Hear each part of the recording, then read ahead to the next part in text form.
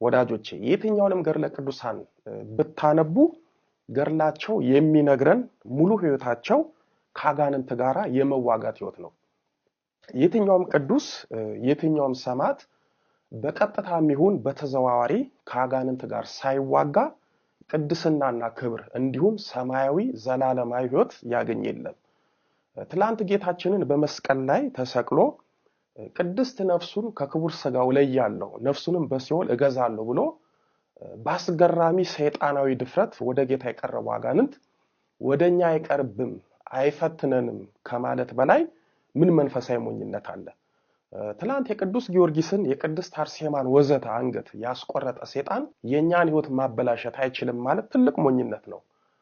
ትላንት የቅዱስ ጴጥሮስንና የቅዱስ ጳውሎስን አንገት ያስቆረጠ ተዘቅዝቆ እንዲሰቀልና በዚህም እንዲሞት ያደረገ ሰይጣን የኛን ህይወት ቆርጦ